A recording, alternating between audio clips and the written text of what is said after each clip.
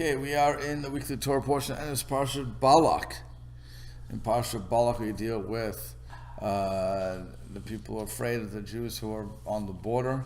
The Moabites are afraid of the Jews who are on the border, and so they hire Bilaam, who was a seer. Well, not a seer, but he was a person who claimed that he could curse and bless people, and that would mean something. And so he's hired by Balak. We'll learn why Balak even hired him to begin with.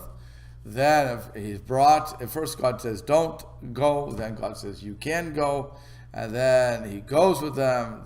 But all the way through, he's told that you can only say what God will allow you to say, and he still goes. The first time he blesses, second time he blesses, third time he blesses, and so all three times he blesses, we get matovo from him. And then as he leaves, he tells the Balak what's going to happen in the future, and gives him, according to Rashi, will give him advice that the one thing that the Jewish God hates is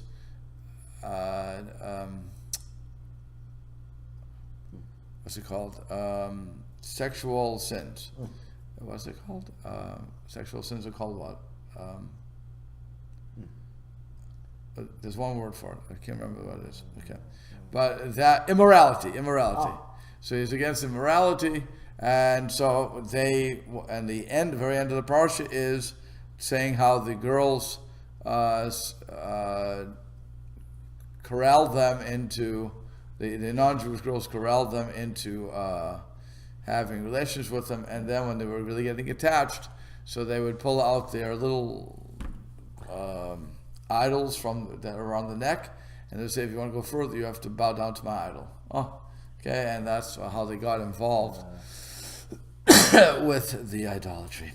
Okay, that's how the parsha ends with Pinchas killing Cosby and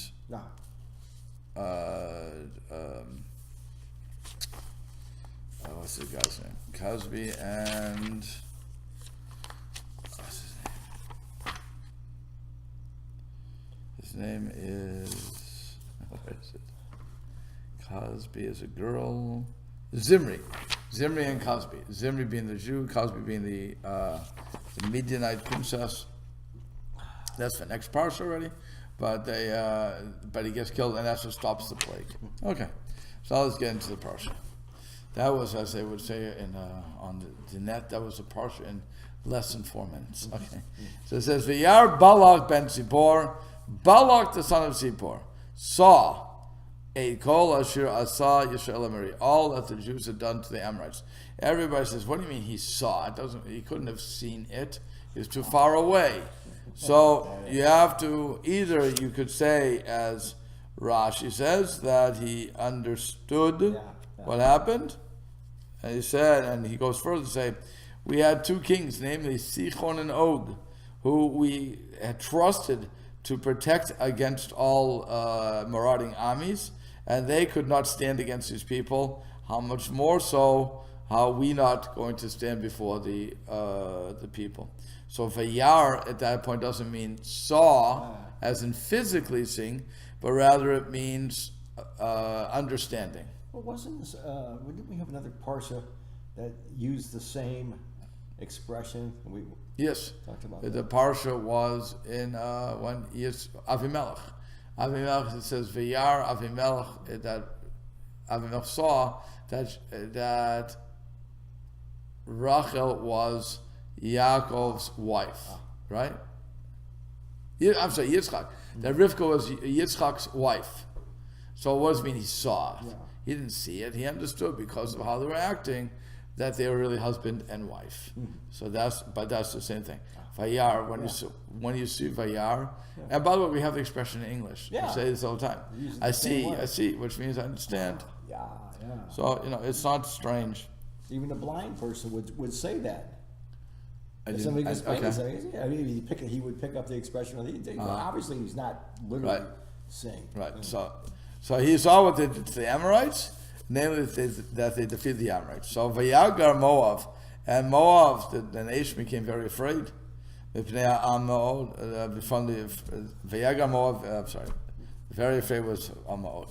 So he became very afraid because of the nation. Kiravu, because the nation there was a lot of people in the nation. You have 3 million people knocking at your door, right at your border.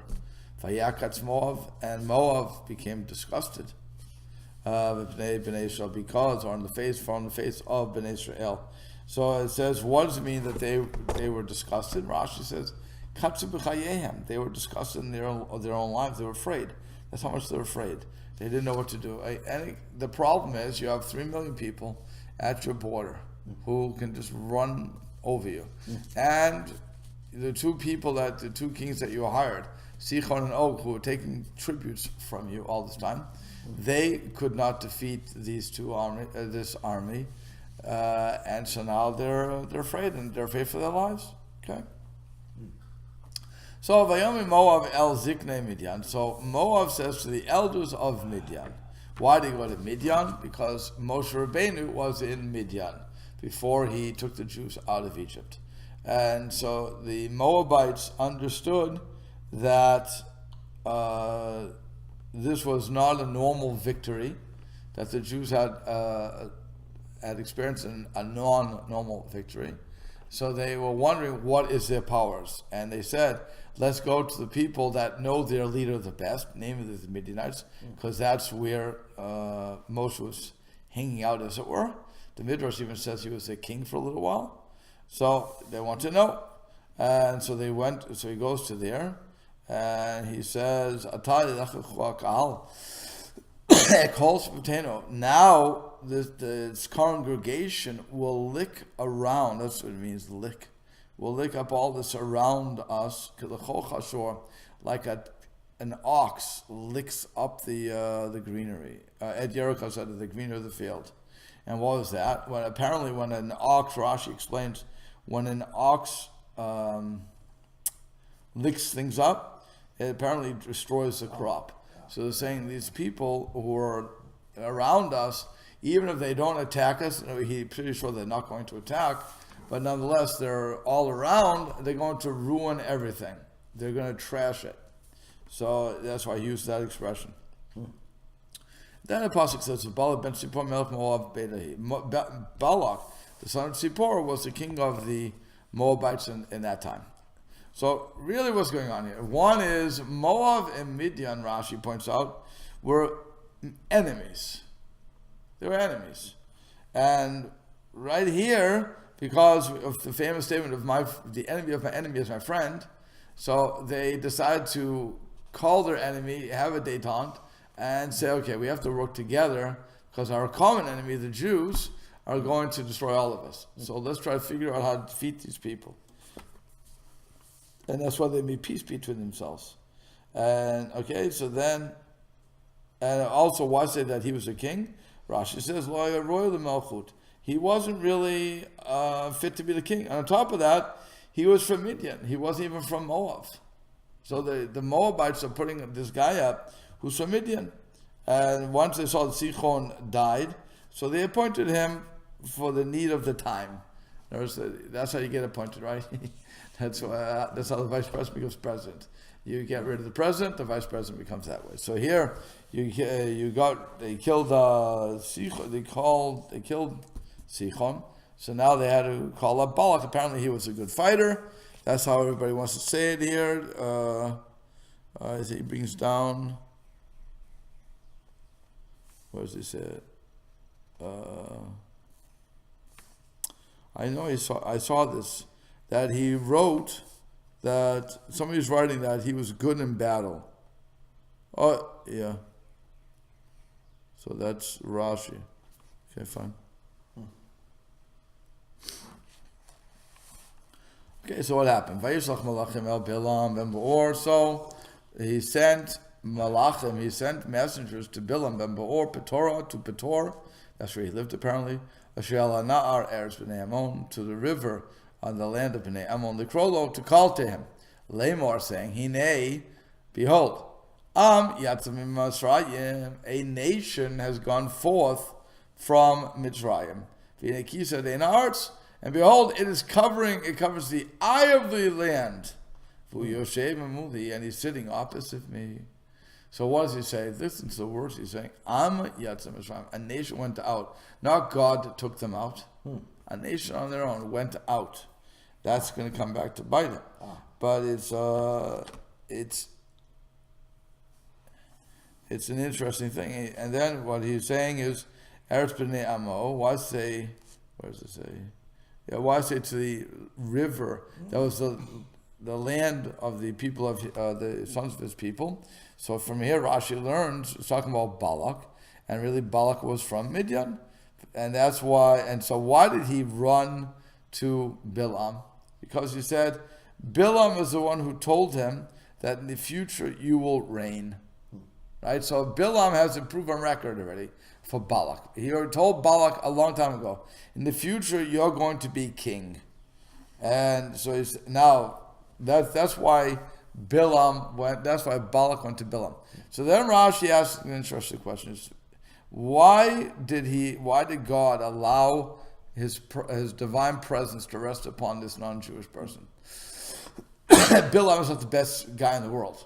Okay, he's not he's a nice guy, but he hates Jews. He hates more than we're going to find out he hates the Jews more than even Balak hated the Jews. So from the language you'll see.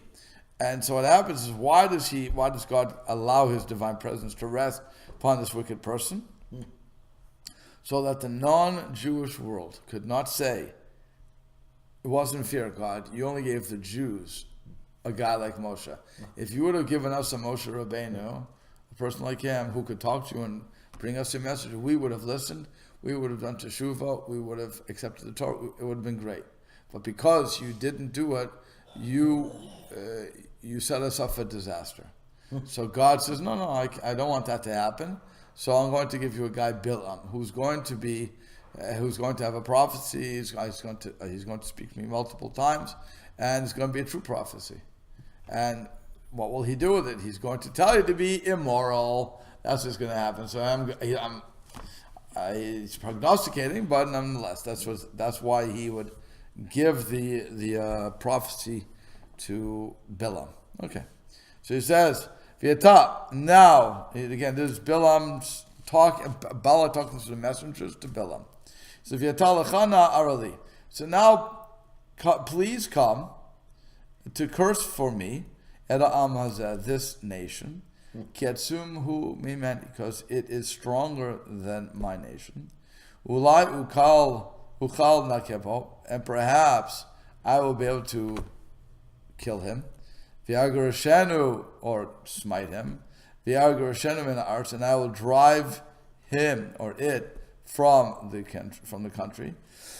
Ki yadati, because I know that anybody you bless will be blessed, or you are, and anybody you curse will be cursed. Now, the word ta'ora or ara is meaning curse. There's two ways to say curse. One is ara, and one is kilel, to curse. Hirsch said back in Breshit that when you say ara, when it's the blessing that's given to Avraham, they use those two terms. So ara is the inner, I'm cursing the innards of the person. While kilel, if I remember correctly, kilel is the, I'm just cursing you. So ara is a much stronger word for curse according to that. So that's why he's saying curse them to the very core, and then I can do something with them. So he said, "V'nakebo." So Rashi says, "Aniva mi nakebehem." I and my nation will smite them. Tvarachir mishanihi. Okay, that's what I want to find. And how does he know that that Bilaam is successful in his blessing? Because because of the war when Sichon was fighting against Moab, you helped him out. Okay, so that's how I know that whoever you bless will be blessed, whoever you curse will be cursed. That's how I'm coming to you. I'm coming to a person who has a record. Okay. So what happens? Vayelchu ziknei Moav, ziknei Midian. So now who's going? They send a whole party. You have the elders of Moab and the elders of Midian. Uksamim biyadam. And they even had the charms, or whatever you call it, kesem, in their hands. Why would they bring something? It's like me going to Martin's, and I want them, and I bring my knives so that they can cut the fish or whatever I want them to cut, and not because of kosher, just because I want to bring them knives. So in case they don't have a knife, or if I go to a barber and I'll bring them the shears so they can cut my hair, they don't have enough shears on their own. They're in a barbering business. Okay, again, if I'm going to a butcher and I bring knives, what do I have to bring the knives for? That's their business. They should have the knives. Okay, so why are they bringing charms to a charmer? That's the question. But that's what they're doing. V'yavo el Bilaam, they came to Bilaam, v'yidabru elav divrei Balak, and they spoke to him the words of Balak. So what happened? Rashi explains why they bring it. Kol minei ksam. They brought all types of ksamim, all types of charms. Shlo yomar, that he shouldn't be able to say, enkli tashmish imi. That the vessel I need, I don't have with me. Now that happens, right? You go to a store. What happens? You go to somebody and you want something done. They say, you know what? That tool I don't have. I have to order. You went to a computer store to fix a computer, and they said we don't have that piece. We have to order that piece in. So it happens. So now, what they wanted to do was to avoid that situation. So they took all the charms with them so that he couldn't say that. That's all. Then, that's one thing. So Rashi says, I'm going to give you another possibility here. What is the kesem? What's this thing? It's advice, as it were. They took amongst themselves. They said, if he comes with us, if Bilaam comes with us right away, so then there's going to be something there. We can trust that he's going to be able to accomplish his mission. But if he pushes us off, is not going to be a help. Okay, so he pushes us off.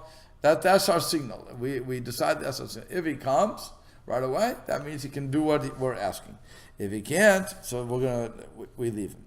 And that's why it says here, the elders of Midian and the elders of Moab came. But in a few psukim is going to only say that only the men of Moab remained. If the other people left. Because they knew it wasn't going to help. So what happens? Vayomer elayim, he said to them, Lina po halayla, stay here tonight. Yashivot edchem davar, and I will bring back word. Kashi shemelai, just as Hashem speaks to me. V'yeshu sari Moav.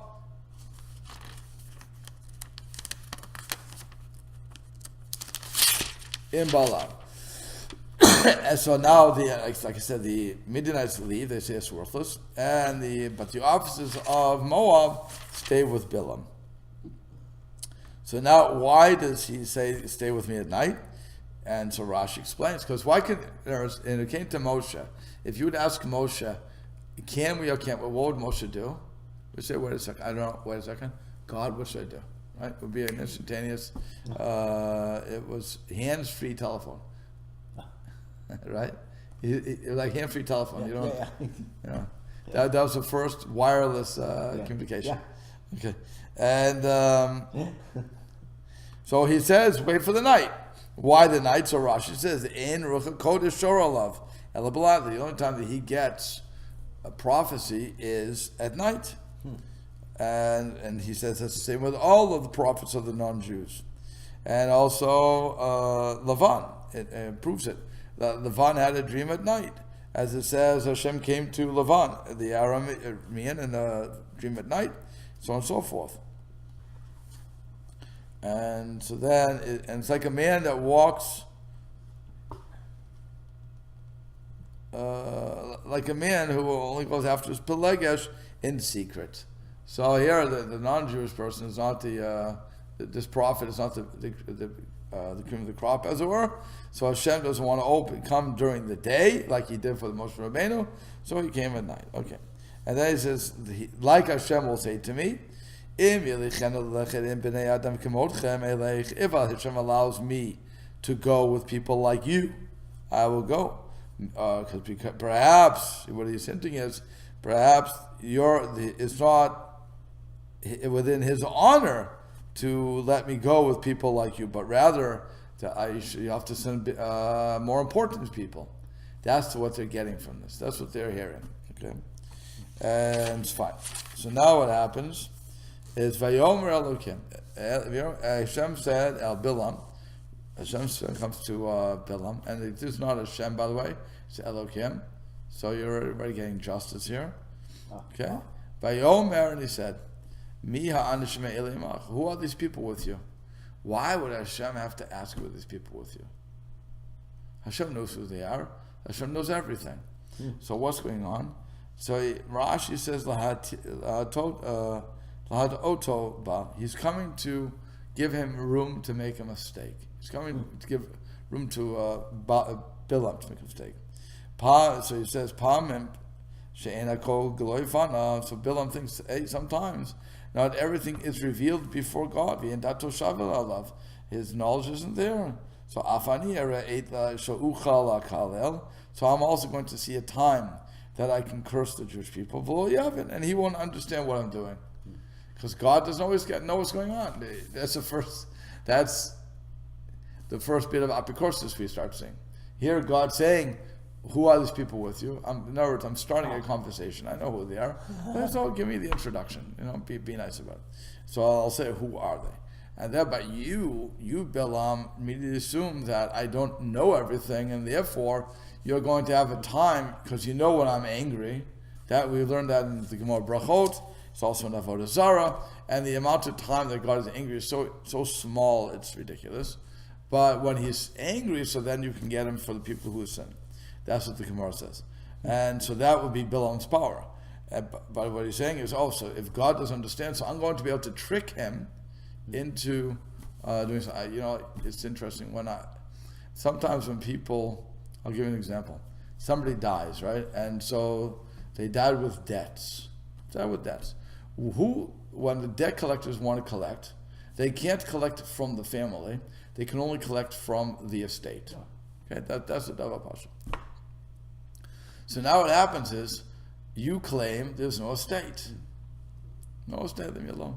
So the person, if they want to trick you, they'll ask you, I'm sorry to hear about your loved one. It's very sad. Yeah, so the funeral, did you have life insurance? Did the person have life insurance? So they want to say, of course. And then they catch you. So we have life insurance. So there's an estate. Once the estate is obligated to pay. Okay, so that's how they get you, or that's how they try to get you. And they're right, by the way. I'm not saying they're getting you. They're 100% right. If there's an estate, the estate has to pay off. But what happens is when you say, there was, and that paid for the funeral, is done. Whereas you're offering it, but it only covered the funeral and really didn't even cover that. So now you're out of luck again. But that's the whole thing. They really have no power, but if they want to try to get you in. So that's what Bilaam was trying to do. He was trying to trick God. If I know when you're angry, I know when you're angry. I know the exact moment you're angry. I'm going to throw something in when you're angry, and then you're going to kill the Jews. Or you're going to allow the curse to last. Really, that's what he was trying to do. Okay, so what happens? Vayomer Bilaam el Elokim. So Bilaam says to Hashem, Balak ben Zippor, Melech Moab, Shalach Elai. Balak, the son of Zippor, the king of Moab, sent them to me. And so Rashi explains, why do you have to go through the whole introduction? He says, even though that I'm not considered important in your eyes, I am considered important in the eyes of kings. The king, after all, sent his messengers to get me. So now here's his response. Here's his statement. Behold, the nation, the one that left out from Mitzrayim, and he is covering the land, the eye of the land. Ata, now, what's the message? What did he tell me? Ata, now, lecha, come, kavali, oto, curse it for me. Ulai uchal ilachem bo, and perhaps I will be able to fight it v'geirash tiv, and drive it away. But if you look to what he really did say, he says in the verse, "Agrosena mina aretz," I will be able to drive him from the land.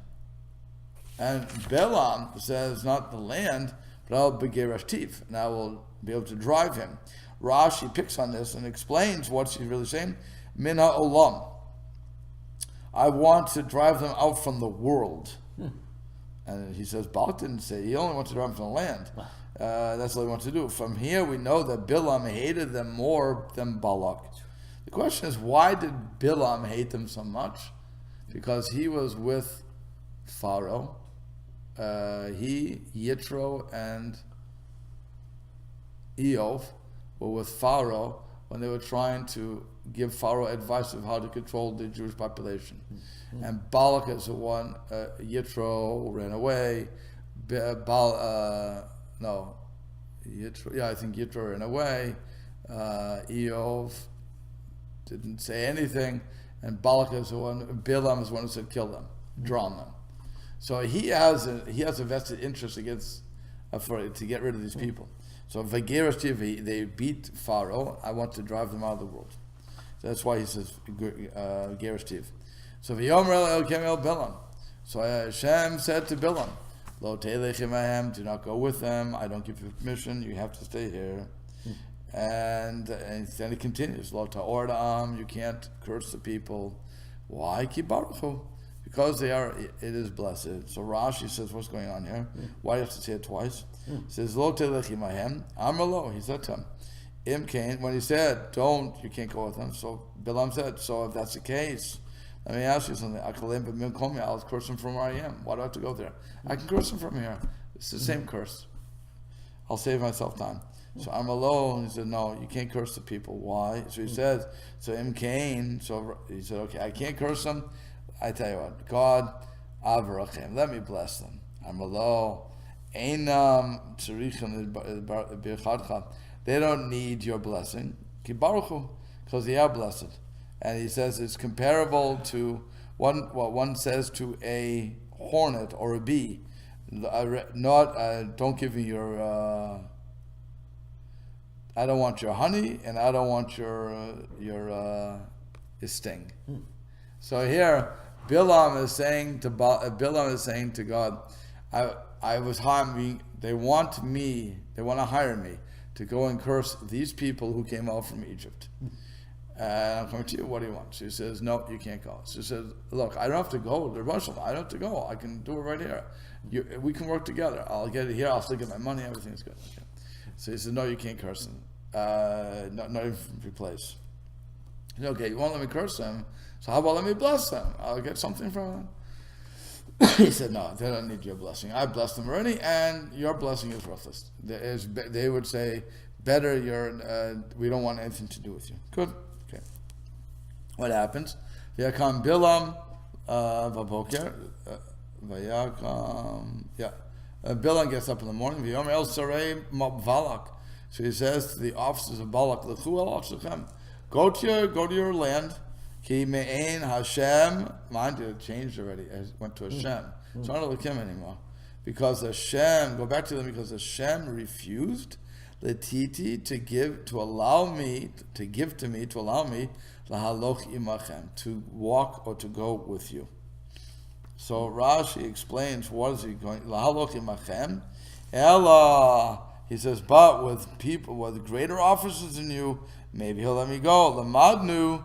So we learn from this, sharucho gavoa, that he had a haughty spirit, and he didn't want to admit. He didn't want to reveal that he was under the power of Hashem, Ela Balashin Gaso, but rather he's in an arrogant manner. And that's why we're going to see the next line, that he'll come to, in a few seconds, he's going to send more people. But this is also something. Here, when you see a Bilaam, he's coming up the next morning. Why was Rashi able to say this? Because he could have stopped when it said, he could have said just, Vayakam Bilaam Baboker. Bilaam got up in the morning, V'yomer el sarei Balak, l'chol shechem ki me'ein Hashem l'titi lahaloch Hashem did not give permission to walk. The fact that he says, with you, gives a little bit of the opening. Could have just said, Hashem refused, I can't go, I'm sorry. Okay, you understand? By adding the extra word, that's really what comes up. So, Vayakumu Sarai Moav, so the officers of Sarai Moav got up, Vayavo El Balak, they came back to Balak, Vayamru Me'en Bilaam Alokimanu. And they said, Bilaam refused to walk with us. What do you mean? He didn't refuse. He said, God told me I can't go. But nope. They understood him as saying, I can't go. Period. He didn't go. Okay. The Yosef od Balak, so Balak goes and tries one more time. Shaloch Sarim, Rabim, Nachim. He sends officers which are greater and more honorable than these, because that's what he understood he wanted to do. Fine. So what happens? Ve'avo el Bilaam, and they came to Bilaam v'yomru, and they said to him, Koamar Balak ben Tzipor, thus says Balak the son of Tzipor, Al na timana la'aloch elai, do not hold yourself back from coming to me. Don't restrain yourself. Come to me. I want you to come to me. Why? I will honor you greatly. And everything you told me to do, I will do. Please come, or come now. Again, however you want to translate now. Kavali, curse for me, this nation. So Balak is really trying to get him. Now the question is, he said, I'm going to honor you greatly. Yotim notel sha'avar aniten lach. I'm going to give you more than you used to get. I know your salary. Because the question is, how does he know that he can honor Bilaam? Right? A person comes, I'll give you a case. I think everybody, except for me, is dead from this case. So when I was home in Stoughton, I used to, once in a while I would go to Brockton, the next town. And the shul was flailing. It was, the rabbi was gone. The rabbi was let go. It was a real mess. It was worse than here. Okay, it really was. It was just a mess. And what happened was I walked into the shul, and they didn't have a Bal Kriya. So I read the Torah for them. It was no big deal for me. I read the Torah. And nobody's going to correct me because they could hardly read Hebrew, so it was pretty good. But I went in there, fine, so I was leaning, and what happened? The old man, Zichron L'Bracha, he said to me, Rabbi, it's not, I was a rabbi at that point, he says, Rabbi, it's not fair that you're leaning for free. We want to pay you. So I said to him, do me a favor, don't pay me. He says, what are you talking about? I said, well, if you pay me, you're going to insult me. I'm telling you right now, you're going to insult me because you can't afford to pay me. So whatever you're going to give is going to be an insult to what I should be paid. And it's not going to be good. Let me just lay in for free. I said, it's a pleasure. It's a chesed for me. I don't mind. So I said, on top of that, I have to walk 4 miles to get here. If I don't walk, if it's raining, I'm not going to walk. So, it's not a good situation. I don't want to be paid. I don't want the money. So, okay, fine. What happens? They don't listen to me. And so what they did is they cut a check, and they cut it for $50. They gave me a $50 check, and I said, what's the check for? He said, we told you we want to pay you. And I said to him, I looked at the check, I said, and I told you you'd insult me. So here's your check back, thank you very much. Don't give me checks. I'm not interested. But that's right here, what he was saying. He could have said, I'm going to honor you more than anybody else. Do you know my paycheck? The answer is yes, I do, because I saw what you gave to Sichon. I saw what Sichon gave to you. I know what you get paid. I know what the thing is. I'm going to honor you greater. That's what Rashi is telling us, because otherwise you can't make a statement like that. Okay. So he says, "Vayan Bilaam." So now the messengers come, and Bilaam said, "Vayomer al adei Balak," and he said to the servants of Balak, if Balak would give me an entire house filled with silver and gold, which tells you that, by the way, he wasn't going for cheap. He wanted a lot. He was very greedy. Lo uchal avor epi Hashem Elokai. I could not go against the word of Hashem, my Lord. Laso ketana or gadola, to do small or big. That's it. I'm telling you, money is not the factor here. I didn't want you to come back. I wasn't looking for kavod. Really, he was. But I'm not looking for kavod. No matter how much money you give me, even if you can give me all the money in your coffers. And why did he say that? Rashi says a beautiful thing. He says, "V'lamadnu shenafsho rachva." One, it shows you his heart was haughty, and he wanted and he wanted everybody else's money. There wasn't enough for his own. And he said, "Really, it's fitting for you to give me all of the silver and gold that is yours, because you need. Otherwise, you'd have to hire an army that has a lot of people, and then even with that, you'd have a question." Are you going to be successful or not?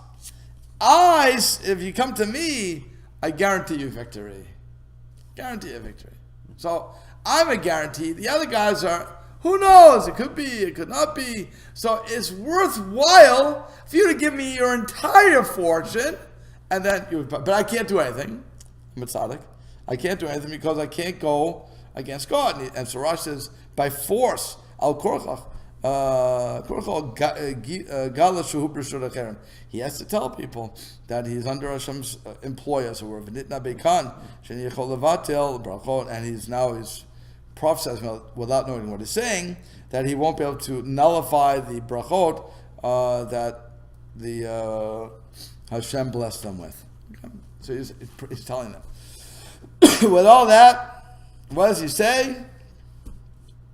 V'yata, with all that, v'yata shuvna bazeh, and now with all this, stay. Kamatem alala, you also tonight you stay, because we already established that God only speaks to me at night. He won't speak to me in the morning. I don't have the 1-800 number. Only Moshe Rabbeinu has that. Okay. Ve'eda ma Yosef Hashem dabiri me, and I will know what Hashem will add to what He was speaking with me. So he says, so you stay. And so Rashi says, Lo yishneh devarav, he won't change his words from bracha to klal, but halavai, he doesn't add to the bracha. That's what he was really saying. Okay, so now, that's what he does. But what he's doing, by the way, according to all opinions, well, according to Rashi, not Ramban. So Ramban says he was right, by the way. He should go to God again. Because who knows what's in God's mind? We don't know. So he was right. He said it's all in God twice. He said it's God, God, God, God, God. Fine. So you came again. I'll ask again. No problem. What do you do when you have a shaila? You ask. What happens when the second person comes to the same shaila? The rabbi is supposed to look back in the books, right? If you came to me with a shaila, so I'm supposed, as simple as it could be, or as hard, I'm supposed to look it up. Boom. Now, he comes with the same exact question, Look it up again. and I have to look it up again. And by the way, it could be different. The answer could be different. Okay? For you, it could have been yes. For him, no. For him, it could have been no. For you, yes. You got the same thing? It's always no. It's always no. Okay. But that's... Fine, I got my... No, say it. But that's what's going on here. So he said, let me ask again. So what happens? Vayavo Elokim El Bilaam. Once again, it's no longer Hashem. It's not back to Elokim. So Elokim comes to Bilaam, Laila at night, V'yomer, and he says to him, "Im l'krolacha ba'u Hashem." If these guys are coming to call you, okay, kum lechitam. So go with them. Go up and go with them. V'yach, but et hadavar she'deber lecha oto taseh. The word that I speak to you, you should have to do. Okay. So what's going on here? You said no, now you're saying yes. So Rashi explains, Im kriya shalcha. If the calling is for you, v'savor, and you think that Atali told Aleh Sechar that you're going to get paid for it, who am I to hold back your panasa? Who am I to hold back your livelihood? Go ahead, because you died. Go with them. Just you have to know that you can only do what I'm going to tell you to do. Now, again, he didn't do anything wrong. God gives him permission. Why?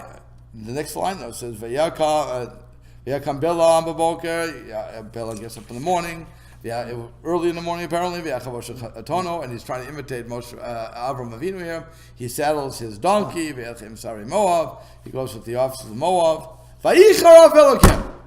Hashem is angry. What are you angry for? You told him to go. Huh. Because he's going. But you told him to go. Why are you getting upset with him? I don't understand. That's what everybody's yelling. Well, what is your problem, God? You said you can go, and now that he's going, you're angry for going. It's insanity. If you did say Malach Hashem, but again, look at that. It changes again. He stations an angel of Hashem, of mercy, but derech, in a way, satan lo, to stop him, to impede him. V'hu rachev al tano, and he was riding on his donkey, his female donkey. Ushnei nerav imo, and he had two boys with him. Each one had an important person can't go alone. Fine, but what is God getting angry at? So Rashi says, Ki holechu ra'a shadavara b'nei makom. Even though he saw that the thing was evil in God's eyes, and he still desired to go, and he went. Yeah, but God told you to go. So again, what am I supposed to do? First time you told me don't go. The second time you told me to go. So what's the Ramban says? What is he getting angry at? That he didn't tell the people that I can only go, but I'm going only on condition that I say what God wants me to say. And that means if it's a blessing, a blessing. God says no curse. So if you want me to come along and you want to pay me for that, it's your business. I'm more than happy to go with you. But I can't say anything that God won't let me say. So what's your condition? He never says that. They think right away that, hey, God changed his mind. Okay, God's fickle. We all have fickle gods. Slick salesman. Right, so he didn't say anything. So once you don't say anything, so now the people assume that God said yes. By the way, now it becomes a real chil Hashem. Because when he later on is going to curse them, they're going to say, oh, so God says he changed his mind again. How many times does God change his mind? And yet God never changed his mind. But with Bilaam, it seems he is. So that's the problem you're having. Okay. Now we come to the talking donkey. I like this part. The Torah tonev malach Hashem. So the donkey saw the malach of Hashem, Nitzah b'derech, standing on the way, v'charbo shlufa b'yado, and the sword was drawn in his hand, the angel's hand. So the donkey veered away from the path. He went into the field. So Bilaam thinks the donkey is just having a bad day, whips him to get him back on the path. Now the Malach of Hashem goes into path of vineyards. Okay, fine. Path of vineyards. Gadim Ezev, fence on this side, and a fence on that side. Malach Hashem. So once again, the angel sees the angel of Hashem, and so he presses himself to the wall. And by doing that, he pushes the leg of Bilaam, Elakir. So he hurts Bilaam. In the event, boom, he hits him on the side, okay? Hit the guardrail. Vayosef Lakota, so once again he hits him. One more time, Vayosef Malach Hashem Avor. So now, one more time, the Malach Hashem moves. Vayamo Big Makom Sar, and he stands in a narrow place. She'ein derech l'tol yamin small. Now there's no way to move to the right or the left. Vatera toned Malach Hashem. So what happens is the donkey sees the Malach Hashem. He sees he can't go one to the right or left. Vatir tacha Bilaam. So he lies down. That's the end of it. He just lies down. Vayichar av Bilaam. Bilaam gets angry. V'yachad atom b'makel. He hits him, and Bilaam hits the donkey with the staff. Okay. Why three places? Why the three places? In other words, why did he go into a place where it just could go veer a little and get out of the way? The next place would be you go one way or the other, but you're going to get hurt yourself, and then the last place you can't go anywhere. So Rashi, I believe it's Rashi, wants to say that it's because of the avot. Is that Rashi or the Ramban? I don't see Rashi or something with the Ramban at that. Okay. What was going on? In the first place, it was the sons of the children of Avram. From Avram had Ben Hagar, and Ben Sarah. Right? So Ben Sarah, that's the middle road. Okay, I can curse on two sides of Avram, no problem. When it comes to Yitzchak, I only have two. I have Yaakov and Esav. So I only have one place to curse. When it comes to Yaakov, they're all tzaddikim. They couldn't curse, and there was no place to curse. That's what these three places are representing. Beautiful thing. Okay. So now what happens? He hit him 3 times. Okay. Vayiftach Hashem epiyah. Oh, by the way, the other thing is, how could it be that the angel saw something that the donkey saw something? That embarrassment to Bilaam. He talks to God, but right. the donkey sees it. Right. So what does it mean? What does it mean that he saw it? So again, you go back to he felt something there, because Hashem, according to Ramban, Hashem does not allow an animal to have prophet to have a vision like that. So, by the way, I'll give you one more thing about that. An animal has a vision that we don't have. They have a sense. No. But I'm saying they have a vision that something's wrong. They have a vision that we don't have. They have what they call they can see. We all have something around an electrical field around us. Yeah. They see that. We don't see that. They see aura. Aura. That's right. Yeah. They see aura. So I don't know how we know that, but they it do. may not be so far-fetched, because dogs, their hearing range is higher frequency than you. They can hear stuff we can't hear. We know that. So Ramban wants to say that that the donkey sensed it. It couldn't have been he saw it. It would be impossible. So Hashem doesn't allow that. But nonetheless, you have that. So now what happens? The guy I was spending time with in Cleveland, he has a dog in the shop. And whenever a low-life customer walks in, the dog barks like crazy. The dog can sense when they're thieves. Yeah. And it barks like crazy. The aura is gone. Right.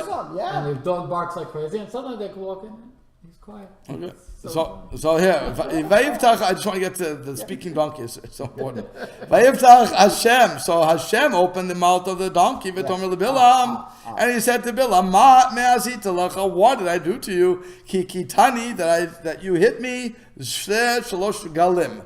These 3 regalim, these 3 times. What was he hitting to? You're trying to stop the people who are going who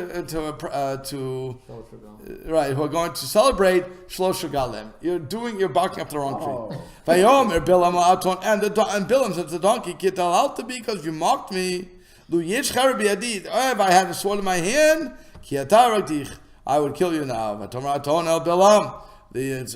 donkey said to Bilaam, "Hello, Anochi, I'm your donkey." That you drove. Now you didn't take a horse; you took a female donkey because you wanted to sleep with me. You were shaking it. And all the times you slept with me. Did I ever hurt you? I didn't hurt you. Did I ever hurt you? That's all the chako to do such a thing to you. He says, "No, you never did that." And that's all. And so they have a whole conversation here. The donkey and him. First of all, if I would have a donkey that could speak. If I would have a donkey that speak, I would put him on the circuit. I wouldn't try to kill him. I would say, "Oh, you can speak." I didn't know. He already had all the money in the world. He doesn't need it. Right. So at that point, we'll have to stop here. But at that point, Hashem reveals himself, and Hashem allows Bilaam to see the angel. The angel tells him, "Okay, you can go, but you should know that you can only say what God's going to tell you." Another fascinating thing is that